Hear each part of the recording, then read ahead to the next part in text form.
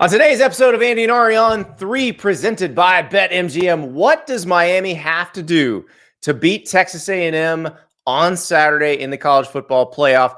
Miami did a lot of politicking. Mario Cristobal specifically did a lot of politicking to make sure the Canes got in the playoff. Now's the chance to prove the Canes belong in the playoff, but how does that work? Spoiler alert, it may hinge on a freshman tailback.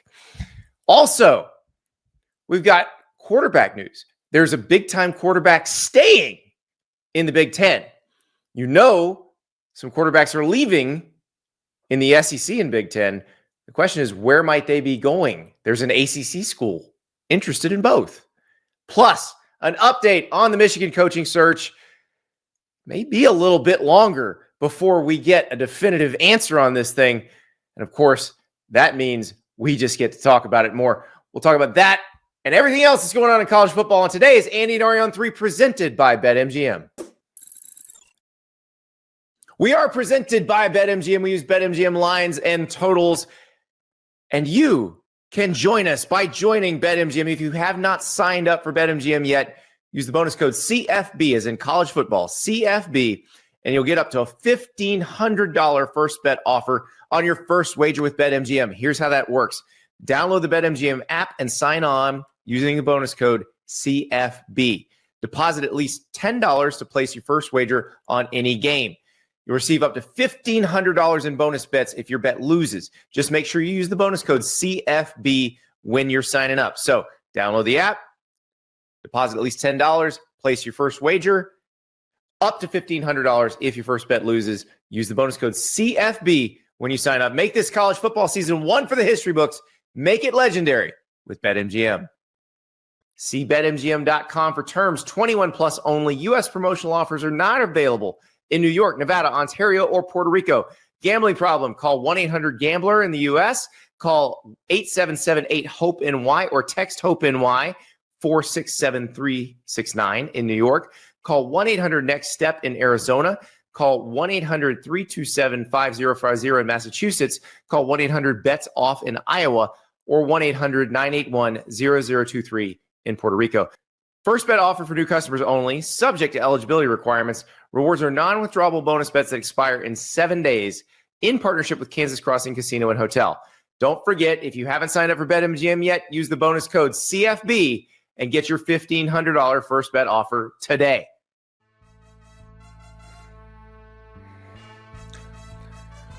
Welcome to Andy and Ari on 3, presented by BetMGM. And you're looking at your BetMGM app right now.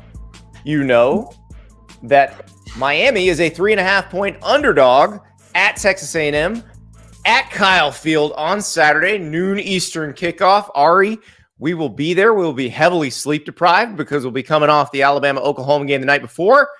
But we will be running on gas station coffee and probably Roller Grill snacks, Roller Grill breakfast. How are we feeling about that? I'm feeling about like a 3 a.m. icy.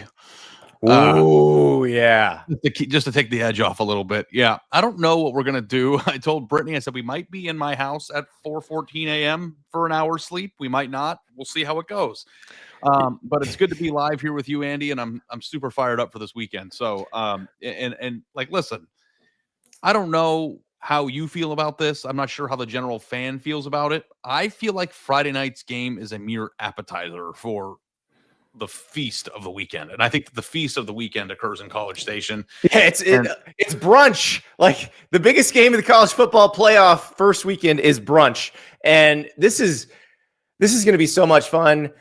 Sailor Joe in the chat says that we should do a live show during the drive, and the chat will just keep us entertained and keep us awake the whole time. I actually don't think that's the worst idea I've ever heard.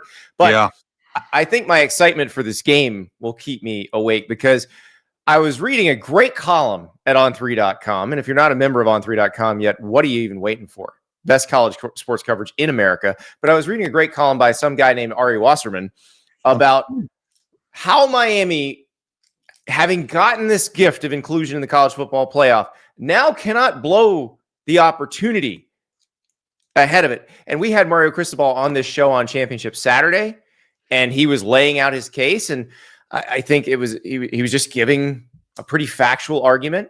But I know that people watched him that week, and you saw him twice on our show. You saw him go on other shows. And they said when he got in, I guarantee when that U popped up on the screen on that Sunday, they said, okay, now you better prove you belong. Yeah, so I had a hard time with this column a little bit because I didn't know if I wanted to call them lucky, but they're lucky, right? Like with the way that it played out. Like it's not necessarily luck. I mean, yes, I guess the circumstances could have worked out differently, and Notre Dame might have had a better case than they did, or because Alabama could have dropped out too. That was also a possibility. So I don't know if it's luck. The point of it is here, their fate was not in their hands. And they left Correct. it into other people's hands. And for a while there, it felt like they were not going to get in, even though we both agree that they have the just argument, the right decision was made. For a month going into that day, it didn't feel like it was going to be made. So, I don't know. Like, I think that you're lucky to be in. Doesn't take away from the fact that you earned it and that you were rightfully in. But your day on Sunday, last Sunday, could have been the funeral of this season, and it turned out to be a celebration. And how do you move on from that is a really important thing. Because, listen, Mario Cristobal is in year 4. He was part of a coaching carousel that included some other big names like Brian Kelly and Lincoln Riley. And I feel like him going there, although a huge deal to return back home and leave a program like Oregon, kind of got lost a little bit in the craziness of that specific carousel because nobody saw Lincoln Riley or Brian Kelly doing what they did. But year 4, Brian Kelly's gone at LSU. Yep. Lincoln Riley hasn't made the playoff yet. There, but not thriving to the extent that we thought he would. They're in the playoff now, and they're recruiting well, and they've got a very good team. I think that this is an important opportunity for Miami. And I maybe getting in is just all you needed for this year to show that you're able to do that. But I don't think they have to do more than this. But I think because of the circumstances, I agree completely with your column. Because of the circumstances of how they got in, it feels like they should do a little more. Yeah, you got in. If Miami wins 2 games, that means they beat Ohio State and Dallas. I don't know what would happen after that. If they do win that game, then maybe they would go on to win the national title. I have no idea. But they have an opportunity to stake their claim. I don't know if Miami has been accepted by the rest of the teams on this graphic as I saw this clip that was so hilarious. And it was just super bad. And I think I sent it to you. But it was Ohio State was Seth, and Indiana was what's his friend's name? I forget. You remember. I'm blanking on it. Evan, that's right. Seth and Evan. And then McLovin comes around the corner. Excuse me, wearing his vest, and it had the Texas A&M logo. And Seth goes, "What?" like he doesn't belong in the conversation, which is funny because Indiana is also one of those. But I feel like Miami is the McLovin of this group, not A&M. I don't think that accurately portrays how, because I don't think Ohio State and Indiana are in the same boat. Indiana is on its own side of the bracket. I think Ohio State was watching the bracket come out, and it's the first 3 words out of all the Buckeyes' collective mouths was, "Oh, come on," because I wouldn't want either team that wins this game, because they're both really, really sturdy on both lines of scrimmage. A&M and Miami are, which is what I love about this game. It's what excites me the most because it feels like just a clash of the Titans. And I get Alabama, Oklahoma, really good players up front, NFL players on both sides of the ball. Oklahoma's front 7 is nasty. But Francis Maui Noah against Cassius Huel. I mean, come on. Yeah. What more can you ask for than that? I don't think that we've acknowledged this on the show. And it's an important thing because I think it's the entire theme of the playoff this year. It's old money versus new money. It is the established blue blood type programs, Ohio State, Georgia, and Alabama, and maybe to a certain extent Oregon, who moved in recently but now is accepted into the club, versus Ole Miss, A&M, Miami, Texas Tech. You've got a bunch of programs here that have been in Indiana. Who's going to win this thing? Is it going to be the traditional, of course it's them teams, or is it going to be a new guy? And I feel like the Miami column that I wrote today made more sense from Miami's angle because Miami might not have was close to not getting into the tournament at all.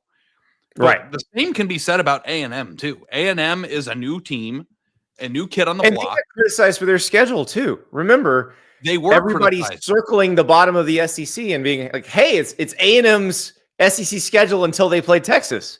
And then they played Texas, and they fell on their face with the entire country watching, and everybody's looking at them like, you are a product of your schedule, and you're not very good.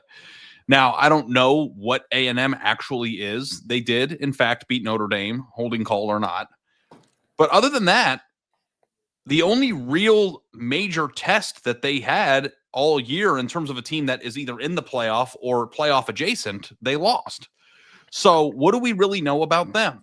So you have two teams in this game that are building something under a fairly recent head coach. Mario Cristobal has been at Miami twice as long as Mike Elko has been at the A&M. But this is a prove-it game for both. Who belongs? Go prove it. And your reward for winning this game is to go play one of the final bosses of college football blue-bloodedness, Ohio State in Dallas. And I think that's ultra compelling. And I think it's compelling, too, for Ole Miss and Indiana. Oregon, to the same extent, they've never won a national championship either. Texas Tech hasn't won a national championship that I can recall, unless there was one in the 40s in there somewhere that, before my memory, I have no ability to recall anything that happened in college football before 1970. So, but yeah, this is great. Like, haves and have-nots. Who's going to storm into the club and take it? Ari, I'm going to put my hand up. I just did something really dumb. Shocker. I just accidentally took us off YouTube. I was trying to take us off Twitter, and it took us off YouTube. Oh, we're back on YouTube. We're back. Okay, we're back, guys. Producer River is the greatest producer of all time. We're okay. We're good. Producer River deserves all the raises that can be given. Because I did about take us off YouTube, and I don't know what to say, but thank you. Thank you, Producer River. You're the greatest. Which brings us right back to the YouTube-ness of YouTube, which is Miami not a blue blood? And we're back. Exactly. Yeah. Exactly. Are they? They were, I think, but they're not now. So I don't know that they are now. I think they've been not really nationally relevant, part of the national title conversation for 23 years. So I'd say they have to work their way back into it. Yeah, I mean, if you won a national championship when I was in middle school, then that was the last time you were like nationally relevant. Then you have to earn it again. This is a team. You're old as hell. Yeah, especially because there's been multiple eras since then too. Like, I mean, you joined the ACC in 2004 and you've never won the ACC. Isn't that wild? Correct. It is unbelievable. I don't understand how it could have gone this far, this long. I mean, we could talk about all that. That's this team is the solution to that. Like Mario Cristobal and what he's done, that's the solution to that. Yeah, I mean, and the entire goal too of all these teams is to be relevant in the modern era. And there's somebody in the chat here that took exception to me including Oregon in the blue blood conversation, and I also agree that Oregon has more to prove in terms of its inclusion in that club. But Oregon has been consistently good for a large portion of the modern era. Now they've never broken through, and I think if they won a national championship, that would be automatically inclusion, because I think anybody who wins a national championship now gets into that club, including a team like Indiana, who came into last season as the losingest program in the entire sport. And now they're the number one overall seed. So, I think, if you want to quibble about who's a made man and who isn't, go for it. But I think that there's a very clear line of demarcation when you look at this bracket at who's in the club and who's not. And there are three traditional powers that ruled the era, four even. I think Oklahoma would be in that mix too. Although it's been quite some time. Hasn't Miami won a championship more recently than Oklahoma? Or am I forgetting? Yes, they have. One year. Yes. One year. Oklahoma was 2000. Miami was 2001. Oklahoma's played for it more recently than Miami. Yeah. But anyway, I'm very curious to see if at the end of the road here, Andy, if we're just going to get more of the same or if they're going to be an entirely new champion that changes the way that we perceive the sport. Because when Fernando Mendoza won the Heisman Trophy on Saturday night, I tweeted, Indiana has just done two things in the last 2 weeks that I didn't think were even possible for Indiana football and teams like it for the past, 20 years. Yeah. And some people took exception to that. But I thought that was a pretty benign comment. I did not think it was possible for Indiana to beat Ohio State, win the Big Ten, be the number one overall seed in the playoff, and win a Heisman Trophy 5 years ago, 3 years ago, 2 years ago. And now they can. But it always felt possible for Miami. And we're talking about Miami here. Yeah. And for Miami or Texas A&M, the way you earn respect is go deep in the playoff. One of them will be able to get to the second round, and one of them is done after Saturday. So how does Miami do this? What does Miami have to do? And I think what makes this so interesting, we can talk about Carson Beck, but I don't think anything about the environment is going to be shocking to Carson Beck. This is a guy who started for 2 years at Georgia. He's used to that. I think Carson Beck should be fine. I mean, I know he's had those games at Georgia, and he's had one, at least one at Miami where he's thrown a bunch of picks. The Louisville game was the bunch of picks game for Carson Beck this year. He threw 6 interceptions in their 2 losses. Yeah, if you have those games, if you get a bunch of picks, Carson Beck, that's ball game. So you got to avoid that. I think the team that controls the game on the ground will be the one that wins it, because both of these teams are capable of making big plays. Miami's going to do a bunch of stuff with Malachi Toney because he's the most electrifying freshman receiver in the country this year. Texas A&M is going to probably be able to pop a big play or two with either Casey Concepcion or Mario Craver.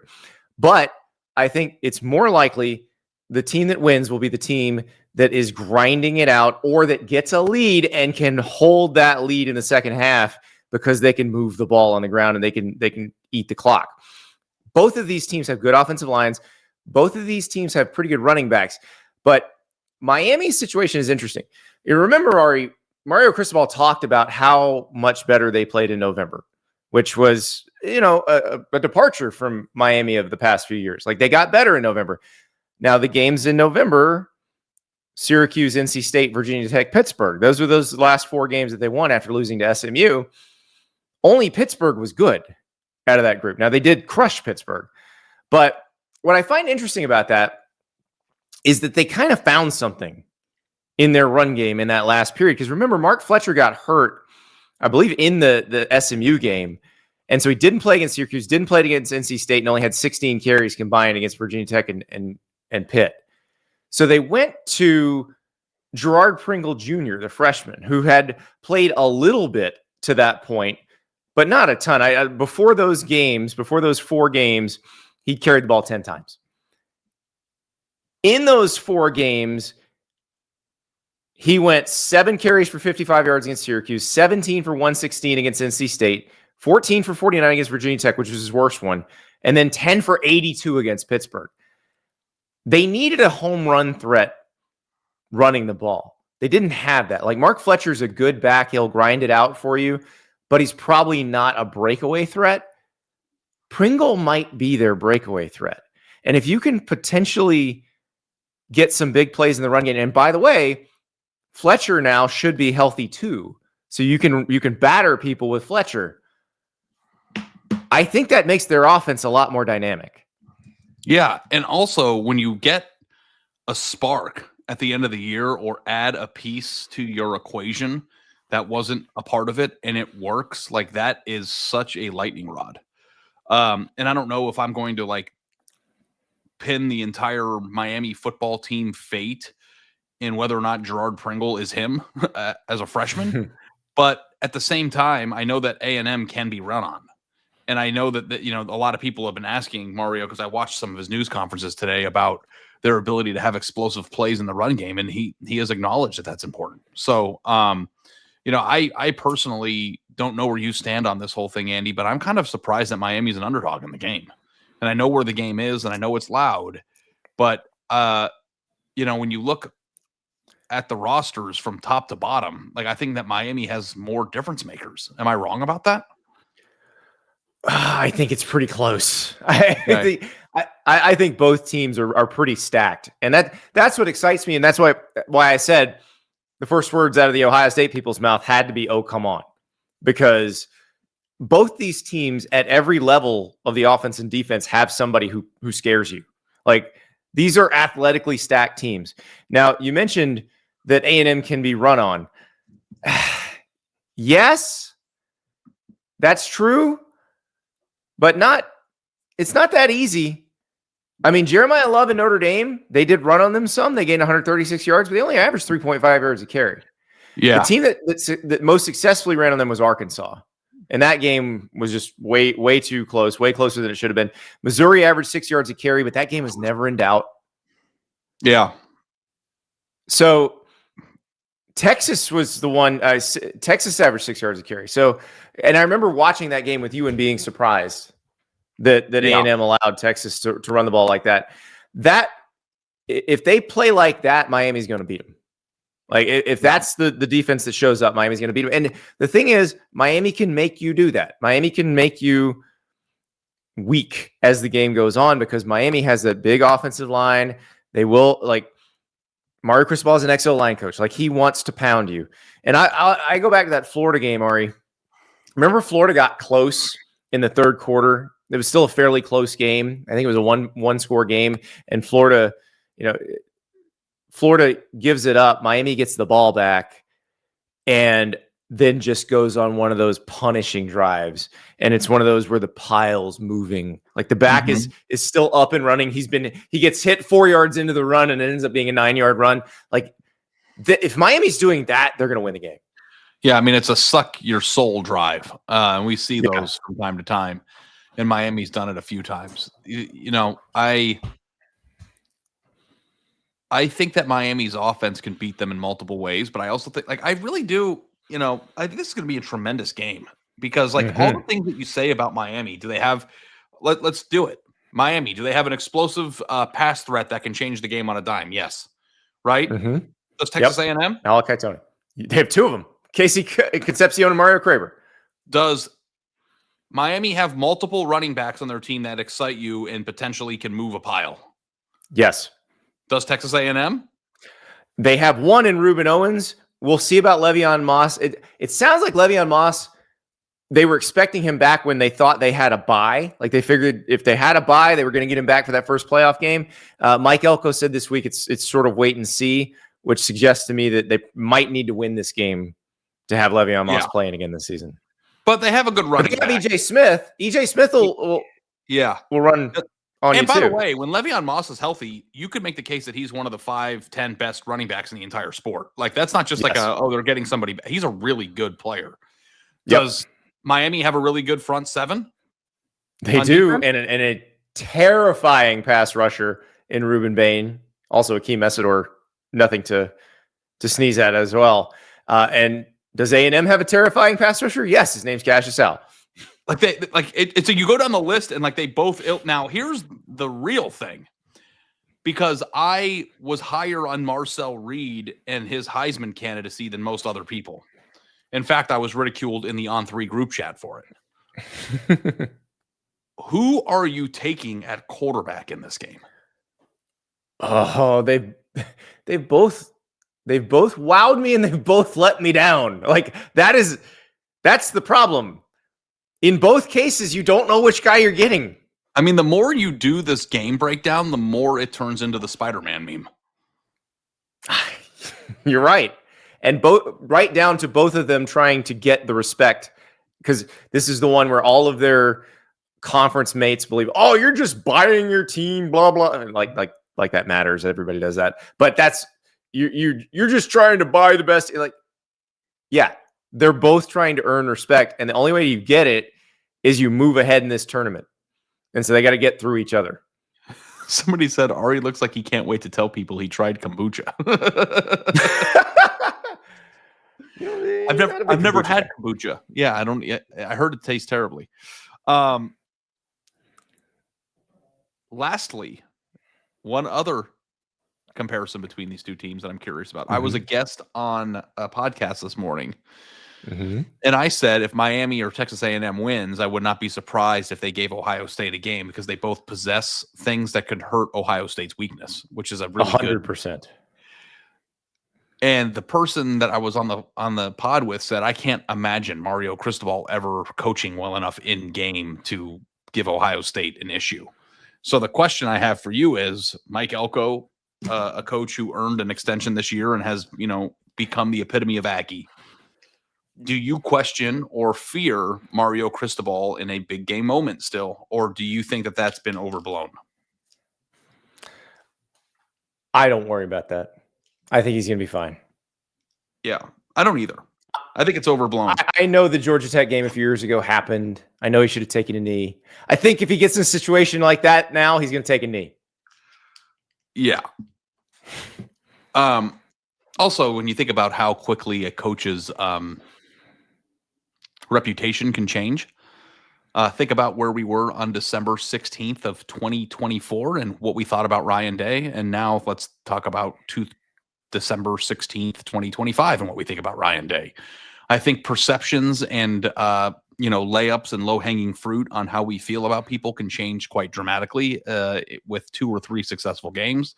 And Miami has an opportunity to do that. I think this is a really big game for Mario Cristobal because he's further in the build than Elko is at A&M. And, he has more of that stigma than I think Elko has. In fact, I think that Elko's stigma is that he has illustrated some of the best ability in the sport to adjust at halftime and change the way a team, attacks the opponent. I think that Elko's probably been given a lot of flowers in that regard. So from a coaching game day standpoint, I think that you probably, based on just the perception of it, would give A&M an advantage there. But we'll see. I think that this is a narrative game. This is a feelings game, and this is a big picture game. And I know that I buy into that crap more than you do. But I think that this is a line of scrimmage game, Ari. The team whose big people play better than the other team's big people will win. Yeah. That's why, and that's why whoever wins this game has a chance against Ohio State too. Yeah. We picked it already. Have you changed your mind about anything, or are you still riding with the Aggies? Go get them, Aggies! I still feel like the Aggies can do it. And really, I mean, like I said, whose big people play better? I guess it's also whose quarterback makes fewer mistakes. We've seen both of them melt down. We've seen both of them throw their teams to wins. Yeah. Carson Beck's last 4 games, albeit against, some bad opponents, 1,125 yards passing, 11 touchdowns, 1 interception. That's how he's playing right now. Yeah, he's been throwing darts. Now, granted, nobody can rush him the way these guys can. None of those 4 could go after him the way these guys can. So that's what I want to see. And the pressure will be on both these teams. I love it. This is exactly what we want in the playoff. I need to stop myself from this urge to jump through the camera, grab your collar, and bring you into a SEC versus ACC discussion about how important is this for the ACC conference in Miami. Save that. Save that for later. Yeah. Hey, Miami didn't even win the ACC, so they're not even the ACC representative officially. If Miami gets the doors blown off or something, the ACC is going to be down bad again. So I don't know. Yeah. The SEC's got plenty of opportunity to prove itself in this tournament, and the ACC's got one, and it's wearing green and orange. Yep. Ari, before we move on to some quarterback news, lots of quarterback news, actually. I'm going to talk about Academy Sports and Outdoors. The holiday season is here, and Academy Sports and Outdoors has legendary gifts you need at undefeatable prices every day. Shop in-store and online at academy.com to save gifts on everybody's list, from football jerseys, basketball hoops, to fire pits, to deer stands. The most wonderful time of the year happens here this Christmas. Give the gift of fun from Academy Sports and Outdoors. And Ari, since I know he's not listening because he only listens on the way to school, to and from school, and they're off right now. You know what we got my son from Academy? Punching bag. Oh, so he's been one of those begging guys me for a punching bag. Begging me for a punching bag. Yeah, he's jacked. That's a great place to get it. You know what I need? What you need? Ski pants.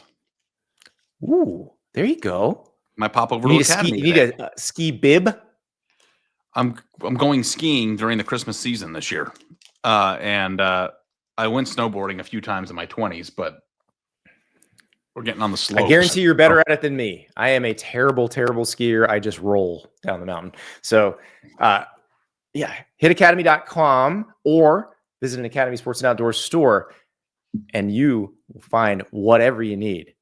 That punching bag, might be as much of a present for me, not going to lie.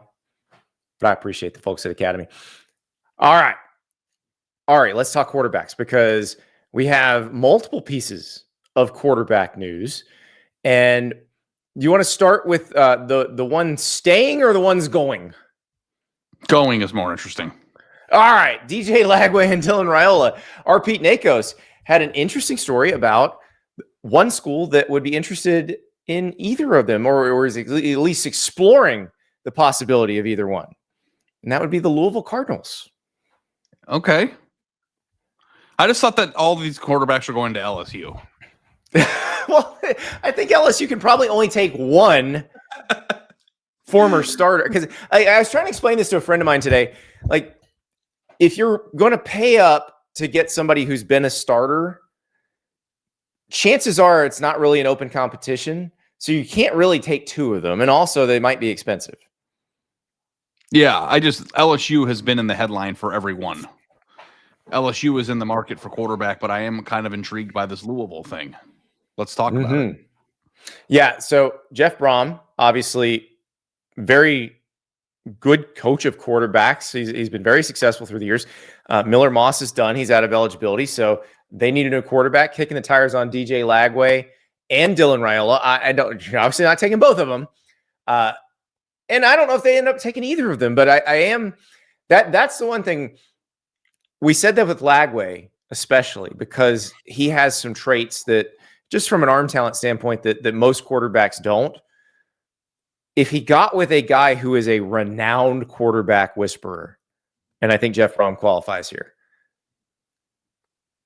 would that change the situation where would he throw fewer interceptions? Would he be more accurate? Like, could that person do it? I think we forget too that like DJ has only one. If you like add in all the time that he missed from injury and stuff, has really 90% of one full season under his belt experience wise. Like it's not like this is like a 2 or 3 year player that like we kind of get who he is. Like that's the thing with Dylan Raiola. I kind of feel like whoever goes out and pays him knows what they're getting. And I don't know. He's almost 2 full years as a starter with him. Yeah. Like I don't know. Like if I am going to head into this off season anticipating some sort of rejuvenation or rise from the Phoenix type scenario from him where he's a completely different player. Like I think that like I've got a pretty good grasp of what he is and who he's going to be. Ratchet Dewan with a good point. Lane Kiffin convinced Trinidad Chambliss to be a backup in his final year, so he may get two. That's true, but I don't think you get two coming from like the SEC and big. Yeah, exactly. Aiden Childs maybe. Aiden Childs is going from Michigan State to somewhere because he was not going to have the job. That's a different story. One other name on this list, because this is one that Pete Nakos wrote about on Tuesday. Aaron Philo, who was the backup to Haynes King at Georgia Tech, expected to enter the portal. I wrote about this a little bit on Monday.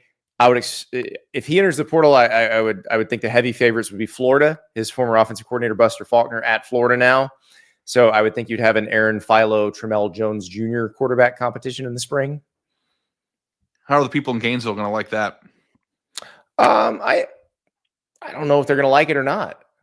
I think if they like the hire of Buster Faulkner, then you trust him that he likes the guy he coached. He knows what he's bringing in. If that's what happens.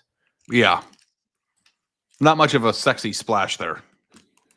No, but look, the guys that like Julian Sayin was not a starter before this year. Ohio State didn't go get a guy out of the portal because they liked the guy they had. Just because he didn't start last year doesn't mean he sucks.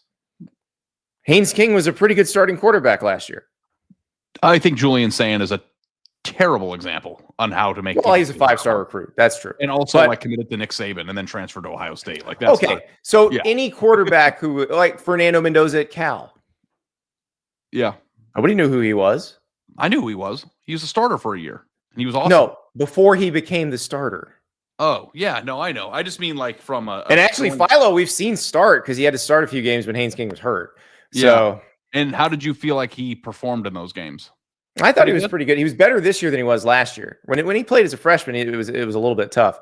But when he got in this year, he was pretty good. So I clearly Faulkner likes him. Yeah. Now I think the thought is if he goes to Florida that he's the guy. I think Tramell Jones gets a shot at the job.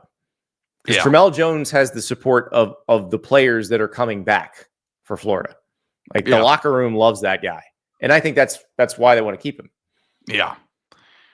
And I think that a nice little competition is healthy, especially when you have a new coaching regime. Like it is so interesting to me that, you're a new coach and you get paid all this money and you're going up a level. And that's like, what are your first thing and how you're going to be successful? Did you gamble on the portal correctly? Isn't that wild? Mm-hmm. Like it is. And the thing is like, this will determine, for Sumrall, for Lane Kiffin at LSU, like this will help determine your success or failure in year one. And there are different ways to go about it because like I would say with Sumrall, and I know that there's a $3 million number floating around there about Philo. I have a bridge to sell you if you believe that they're paying a guy who was a backup more than they paid DJ Lagway last year. Where's this bridge and what are the features of it? No, look, Florida needs offensive linemen and interior defensive linemen. They got to clear the decks to spend some cash in the portal. Yeah. I don't think they're putting it all on QB. Yeah. And maybe that's the case. There too, if you need to, fill in some holes on your roster, you might not have as much money to overspend. And honestly speaking, like, I don't know, like, I think Sam Levitt is probably a no doubt about it producer. That's right? The guy I'd spend the most on of the people who are in the portal now.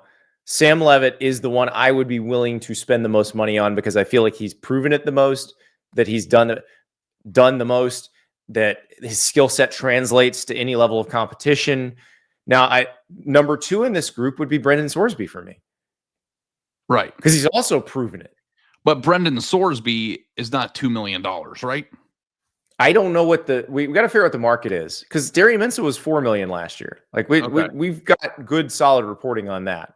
So now I will say that from what we've heard anecdotally, the prices are leveling off / going down because last year a lot of the money was this paying up front before the rev share started, and so I don't know if there's as much of that going on this year. And I think that we're also seeing too that there's obviously not any of that going on. Like they were front loading entire years. How much money an entire year Dylan Raiola making, and did he produce commensurate with that income?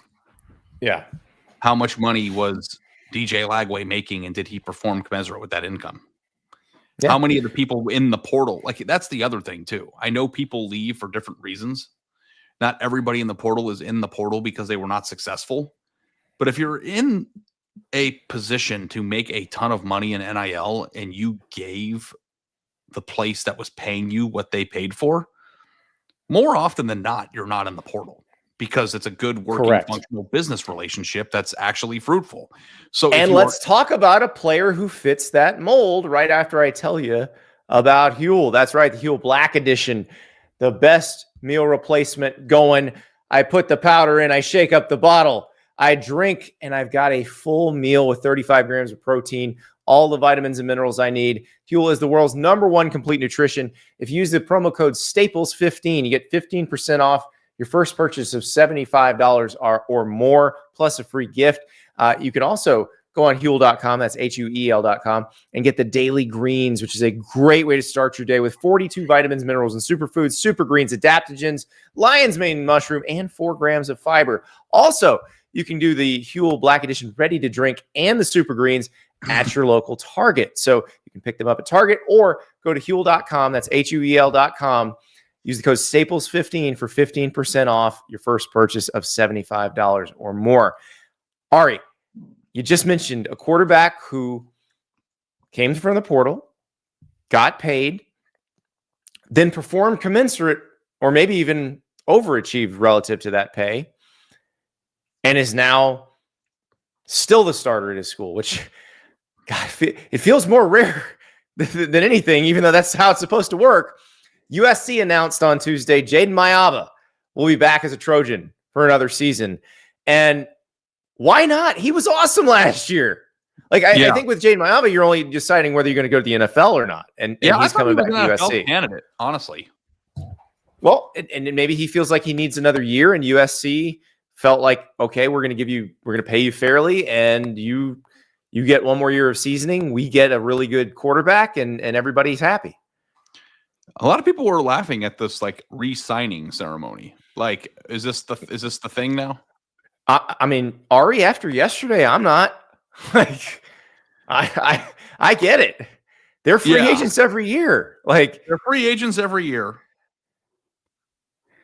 It's funny that they are re-signing. Like it's like I know, it's ridiculous. It's a funny thing to see. Yeah, but if I'm a USC fan, I'm so happy today because that schedule tomorrow or that schedule next year is brutal. If you have not looked at USC's Big Ten schedule next year, and I don't even know if they have Notre Dame officially on their schedule for next year yet, but I'm assuming they're going to play. But they have the toughest draw from the Big Ten that you can possibly get. Now, I get it. It changes year to year, and maybe we think it's tough, and by the time they play, it won't be. But ain't fun to look at now. Yeah, their home schedule is Maryland, Ohio State, Oregon, Washington. So Maryland, not so much, but Ohio State, Oregon, and Washington. Those are home games, thank God. Away, Indiana, Penn State, Rutgers, Wisconsin, UCLA. So Indiana and Penn State are going to be rough away games. And what if Wisconsin's good again? Like, what if Fickle gets it figured out? That's a rough schedule. Yeah, the road trip to Rutgers, although easy, is still a pain in the ass, too. Yeah, long flight. But yeah, and so you add Notre Dame to that mix, you better have a good quarterback, and they do. Like that's the beauty of it. You don't have to ask, you don't have to worry. Does the guy fit the offense? How's he going to mesh with the coaching? Nope, it works. He plays really well for Lincoln Riley and Lincoln Riley's offense. And I think it's also important to acknowledge too that like I remember in the offseason that I made some comments about. I thought that the one thing that you were 100% going to get at USC with Lincoln Riley was an elite level quarterback. I cannot believe they have Jayden Maiava coming in as the starter this year or returning as the starter last year. Yeah.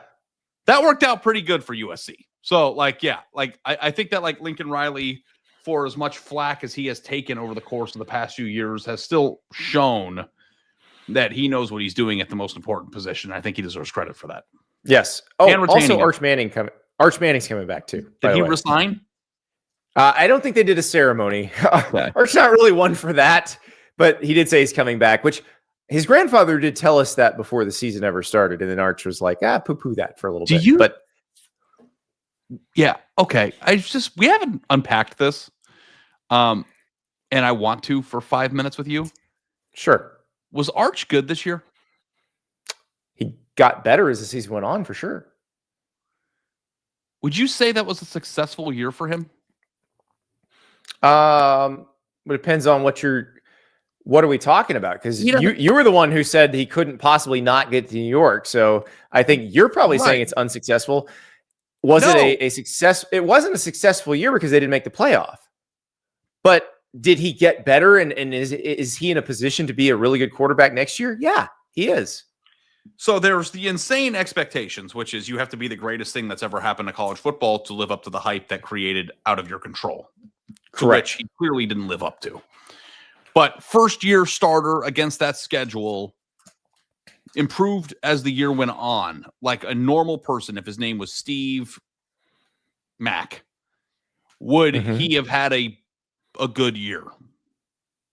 No, because you're supposed to go to the playoffs at Texas. So it's not a good year, but you're in a position to have a good year next year. And I hope everybody's ready to have another offseason of Arch hype, because like I don't think that's dead. I think he played just good enough to but I don't think it's going to be like last year. Because you do know what the limitations are now.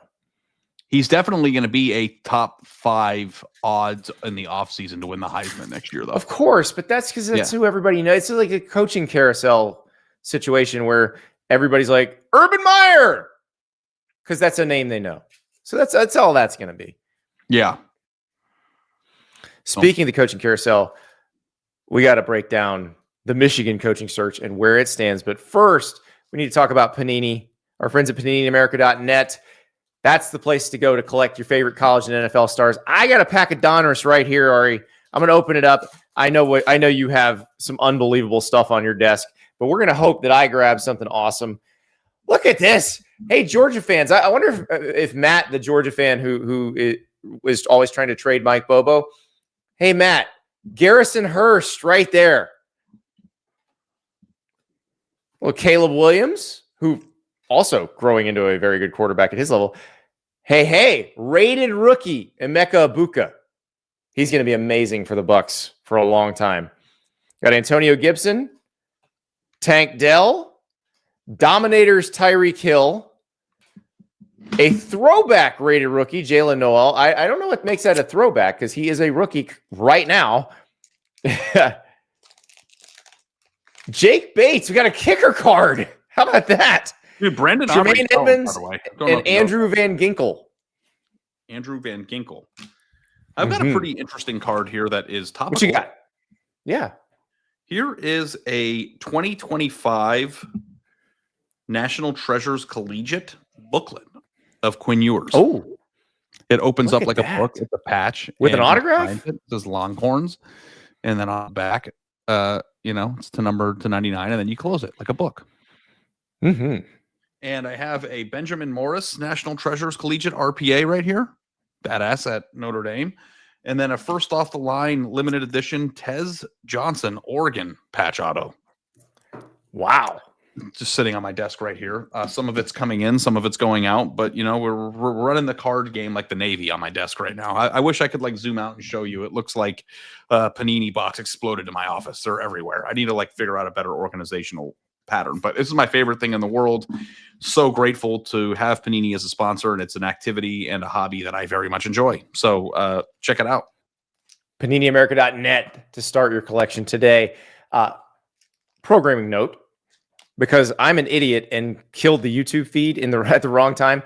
This show will be packaged together. If you missed the first part of the show and you're like, wait, they just picked up in the middle of that Miami conversation, the show will be in its entirety on the On3 Sports YouTube page as soon as we get finished. Our producer River is gonna work his magic to save my ass as usual. Dumbass.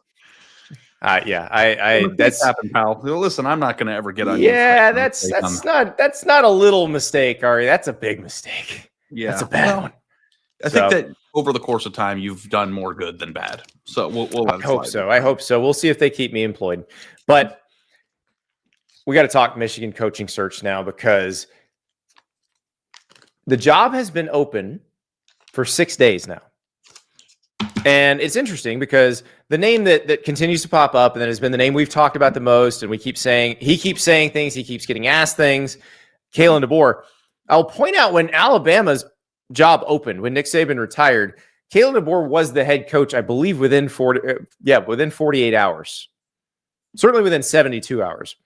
But Michigan's in a little bit different timing spot here because the transfer portal has not opened yet. It opens on January 2nd.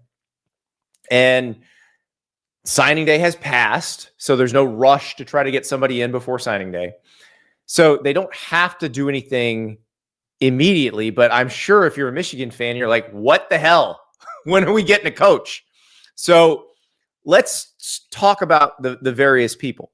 And we'll start with Kalen DeBoer. And I know what Kalen DeBoer said. We talked about his statement the other day. Kalen DeBoer then went into his press conference on Monday, was asked twice about whether he'd be the Alabama coach next year, and said he would be. Ari, I still believe Kalen DeBoer. Though, the fact that Michigan has not hired somebody yet, because I think the other candidates feel like they could be hired immediately, suggests to me that they're still going to wait and try to talk to him after this Alabama-Oklahoma game. Is that the timeline? Because that's my tea leaves theory. I think they would have hired somebody already if they weren't going to at least try. I still think he's going to say thanks, but no thanks. I think his agents are keeping the doors open because you can squeeze as much as you can out of Alabama. But I don't think the guy said what he would have said it differently, I think. I may be wrong. I think he would have said it differently if he still harbored the idea that he might leave. Let's just repackage the conversation that we had earlier today on the phone as friends. Okay. This is a normal dude. Okay. Yes. Like he's not Nick Saban. He's not a robot. He's not programmed to be a liar and like live in a world of deceit so that he can like get every last inch of money possible in order. Like, I feel like having interacted with this person before, that I would be surprised as hell if he left after that. Now, I would too. Surprising things happen every day in this sport. Oh my God, moments happen every day. I don't think this is the guy. So, like, but it feels like they're waiting for him, because if they wanted to hire one of the other people I'm about to name, they could do it right now. But here's the thing. You don't really have anything to lose if you're waiting for him, because if he tells you to screw off on Sunday, right. you still have plenty of time. Hire somebody Sunday or Monday, and then that's done. Yeah. And then you have plenty of time to prepare for the portal, which isn't after the new year. So I understand that. But on the other hand, like the timing of the Jim Harbaugh situation, let's not forget. I know, Sharon Moore is, a name that is now in the past, but he got hired on a full-time basis in a pretty terrible time on the calendar. So late January. From that standpoint, I think you could make the case that Michigan was worse off in year one because Sharon Moore wasn't hired before because of the Jim Harbaugh delay before the portal opened. And I think that Michigan is keenly aware of how important it is to have their guy in place by the time that opens, especially considering the fact that they just signed a recruiting class that may or may not be staying together. So if you're them, Ari, if Alabama wins, you don't say, let's see if he loses the second game. I feel like you just move on, right? I think if Michigan is waiting because they're hoping to talk to Kalen DeBoer, they should take like a large portion of their like salary pool and just like put it on, Oklahoma to win, so they can at least like get something back. So dial up a BetMGM. He's gonna. It's a hell of a gamble. He's gonna tell you no. Yeah. I also think like every day that goes by, I don't know what it is. I'm wrong all the time. Every day that goes by, I think Oklahoma is going to lose. So like that's another thing. I think Alabama is going to win the game. So again, it's a 1-point spread. Who knows if I'm full of shit or not. It's a pick'em game essentially. But it's not like you're waiting to talk to somebody who's a 23-point underdog. Like they very well may win the game. And then your entire timeline is completely screwed up because he's off the board. Can I push back on one thing, though? That I said? So, no, Jackie in the chat says, DeBoer would have a more sane life in Ann Arbor. Guys, the Michigan job is just as high pressure as the Alabama job. You're expected to win national titles at Michigan. They almost fired Jim Harbaugh. Like, you're expected to do the same things, especially now the way Michigan's paying and the way Michigan's constructing rosters. Yeah. Also, coming into you see what Biff Poggi said about how his roster feels betrayed and stuff? Betrayed. I know that, like, a lot of people got their jokes off about the Sharon Moore incident. For the players that were returning, that's a pretty damaging thing. Like, it's a very sad thing. It's a very serious thing. Like, I don't know if going in and taking the Michigan job is the same task as, like, replacing somebody who left. Like, there's some damage control that has to go into it, too. And then also, to push back on the thing with you, Andy, if you think Kalen DeBoer was concerned about living a more sane life, don't you think that human being would have considered that before replacing Nick Saban in Alabama? Like, he would have stayed in Seattle. Like, that would have been no problem. Been a millionaire in Seattle and never had any pressure. Or at least any pressure in comparison to what other teams that are going to be hiring him are going to be offering. Like, I don't think that Kalen DeBoer, a person who's in the playoff, needs to run away from pressure as if he didn't like go head first into it, like knowingly. Can't Stop Winning says, you're just expected to beat Ohio State. If you do that, you're safe. Oh, that's all. That's pretty easy. Yeah. That's an easy thing to do. Francisco, that's fun to say. Okay, yes. So, all right, let's say Ari and I are correct, and Kalen DeBoer is saying the complete truth, and he's going to beat Alabama next year, which I believe. I believe him. Where does that leave you? I'd say Kenny Dillingham at Arizona State, and he had a press conference on Saturday. We talked about it a little bit yesterday. I think he danced around it a little more than Kalen DeBoer did. He never said anything that backed him into a corner. He did choke up talking about the Arizona State job. This is his alma mater. He's living in his hometown. His in-laws and parents are right there. It is a wonderful existence by all accounts. It also looked like he was going internally, oh man, but Michigan, like, because here's the difference. You can win the national title at Alabama. You can win the national title at Michigan. Can you win the national title at Arizona State? Oh, the mountains, though, Andy. They're so pretty. You ever seen a nice? It's your hometown, too. You feel the same way he does. Yeah, I don't live there. That's true. That's true. And you went to the rival school. But yeah, no, I mean, Tucson's not nearly as nice of a city as Tempe or Scottsdale. Like, I'm not going to pretend. Yeah. I'm not like an Oklahoma fan who pretends that Norman is as nice as LA. Like, I'm just, oh God, I don't know why. No, but like, also, just because you're from somewhere or you enjoy living somewhere doesn't mean that your career doesn't take the wheel. Mm-hmm. And, Ann Arbor is one of the best college towns in the country. And I know he might not like snow and there's no mountains, but you can live a really nice life there too. And you can win the national title. Yeah. So the question that really is more than anything is like when Kenny Dillingham took the job or when he grew up watching Arizona State, I actually think it was more of a sleeping giant than it is now.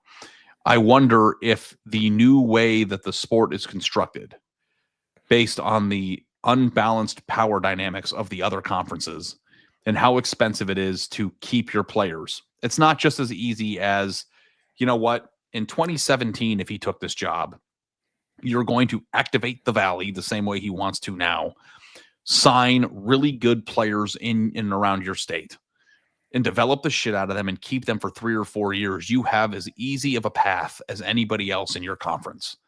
And you don't lose players year over year. Arizona State, I think, and the other teams in the Big 12, I think, have a harder path to sustainability of anybody else. And I actually think that Arizona State is a less attractive job now than it was when he took over. And I know NIL existed when he took over.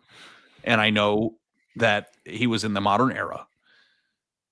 But is it harder to win a national championship or easier in your mind at a Big 12 school that isn't run by an oil baron now as it was in 2015? Did it get easier or harder in the NIL era? It's harder, and it's still hard if you have the oil billionaire. It's much easier at a place like Michigan or any elite Big Ten or SEC program. Even if Michigan's not on the table, is it harder for program X in the Big 12 to win a national championship in 2025 than it was in 2019? Correct.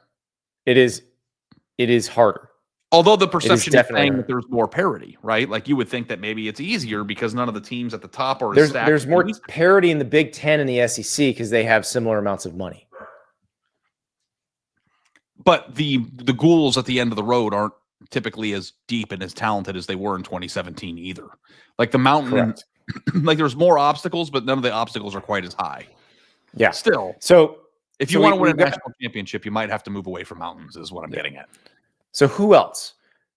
Eli Drinkwitz at Missouri, which Michigan fans having the same reaction that Florida fans did, that LSU fans did when I brought up his name. And I don't know. I think he'd be great. I think he would drive Ohio State people crazy. Yeah, he told some Connor Stallions jokes, and that probably hurt your feelings, Michigan fans, but get over it. You'd love it if he was on your side. I'm telling you right now, you'd love him if he was on your side. Of course they would. Andy, I know that this is bad podcasting, but just because we talked about it earlier, Drew Mestamaker is expected to enter the portal. I know that that's not shocking news. That just happened. I expect him to end up at Oklahoma State with his former coach. But because we're live, we don't have to edit it in. People are here. I just wanted to say it. Yep. But yes, I agree with you when it comes to Eli. Also, I find this to be my existence, really. Like last year, I was Notre Dame's best friend. All their fans loved me and they liked my work. And now I'm the worst human being that's ever lived. Like it depends on where you're coming from, right? If you're coming from that attitude in favor or in support of that place, people's minds will change. So I don't even think that that's like a thing. Like, do people like not want him because of that? Now, They don't. And I think it's his delivery that maybe turns opposing fans off. But I'm telling you, again, if he's on your team, you're happy. And if you think, oh, well, he's not gonna get big time player. He gets big time players at Missouri. Like I know that this might not be the most politically correct or the best way or best thing to bring up on a live podcast, but I have to bring it up, Andy. What do you think it is about Eli Drinkwitz that rubs fan bases the wrong way? I saw it at Florida. Delivery. I'm seeing it with Delivery. Michigan. You think it's corny? Yep. I'm entertained, but I don't care. It's not hurting my feelings when he's making fun of Coach X or whoever. I know, but like when he was talking about Dan Mullen, when Dan Mullen was at Florida, and he said, "You sow jackass, you reap jackass." It's badass. The Florida people didn't like it. When he goes, "We stand on business, Josh," to Josh Heupel, after they ran up the score because Tennessee ran up the score the year before, the Tennessee fans didn't like it. But if he's your guy and he's doing that, you like it. But I think people in general. I'm telling you, I looked at a thread on the Wolverine, Ari, and his name came up, and it was Universal. Didn't want him? Didn't want him. I think that's short-sighted. I mean, when you took me and welcomed me into your lovely home in Gainesville, and we talked to the Gator Club down there in Gainesville, like everybody that came up to you before the show, before Florida made a hire that you told about Eli Drink was like, oh. And it's like, I think that like people who, I mean, Lane Kiffin, it was like the most coveted person. Nobody talks more shit than that guy. It's right. How you talk shit. He has to talk shit cooler, I think. But he's not, he is who he is. It's like the Philip Seymour Hoffman character. He's playing Lester Bangs in Almost Famous. I'm always home. I'm not cool. Like, that's who Eli is, and he is who he is. But I do think he could be very good there. But I don't think the fan base would be thrilled if he got hired, because they just, it's automatic.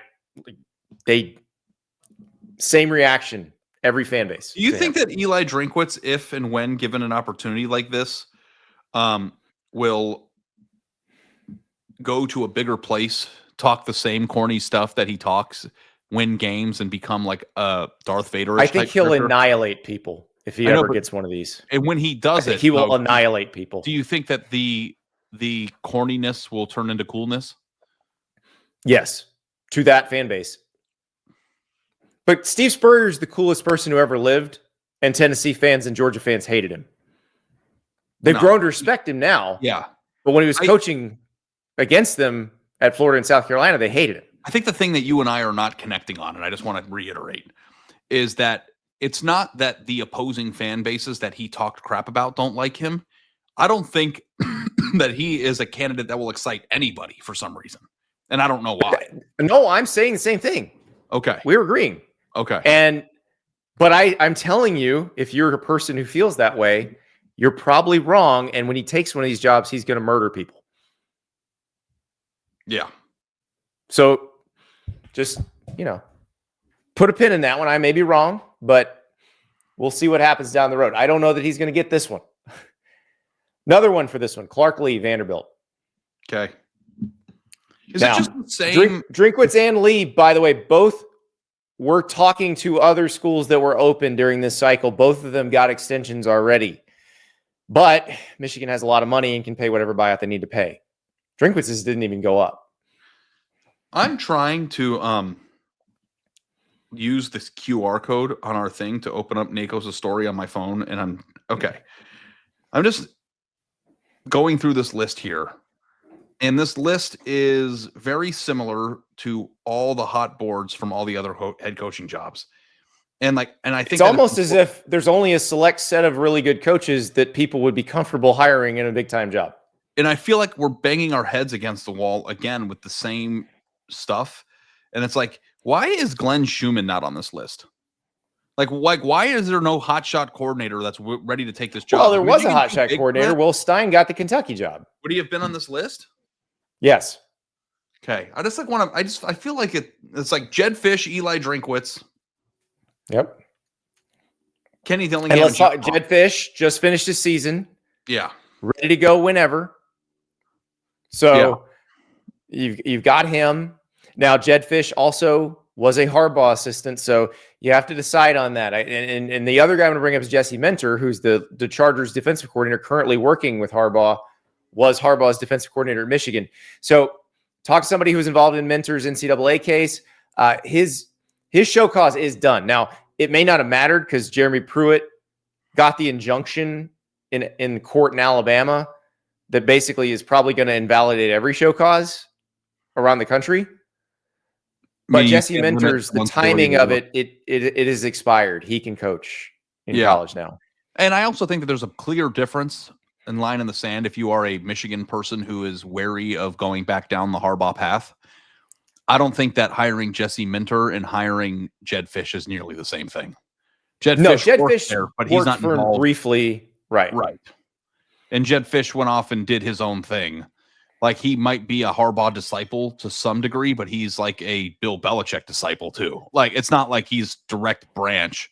Or Sean McVay. He's worked with him too. He's a more multifaceted candidate, and I don't know that hiring Jedd Fisch would bring up, like, we're going back down the same well that we just left. Now, Jesse Minter is a Harbaugh disciple, and it could be Jim or John because he's worked for both of them. Now, also, he's a Rick Minter disciple. That's his dad, Rick Minter, former Cincinnati head coach, longtime college coach. So it's not just Harbaugh, but yes, he's worked for both Harbaugh. If you hire brothers. Jesse Minter, you're hiring directly back. Exactly. You're continuing that. And here's where, and not just because the Sharon Moore thing ended so disastrously, I would say look at USC after Pete Carroll. USC kept trying to recapture the Pete Carroll magic by hiring people who work for Pete Carroll, and it didn't work. And I think you also have to acknowledge that what Jim Harbaugh did during the time in which he did it was one of the single most remarkable coaching exploits of our time. He's also fairly one of a kind as a human being. I think. Like, I feel like trying to recreate the remarkable is a stupid errand. Yeah. That's the thing. He's so different. You're never going to get that back, so don't try to chase it. And I think the fact that Sharon Moore flamed out probably will discourage them from chasing that. Yeah. But we'll see. I suspect we're going to have a few more updates on this because if the timing is what we think it is, if we think they're waiting to talk to DeBoer, that game's not till Friday. Are we going to have to pull over on the way to College Station, you think? We might. Who knows? All right. Ari, we've got to go. But thanks to everybody for watching. Be sure to subscribe to the On3 Sports YouTube page. Wednesday is Mega Board Wednesday. We will be highlighting threads from all of the message boards around the On3 network. And there are some bangers right now between the college football playoff, the transfer portal, the coaching carousel. There's a lot to talk about. So get your threads up. Start posting on those message boards, you On3 members. And also, hey, get your questions in for Thursday. We got a Dear Andy, Dear Ari.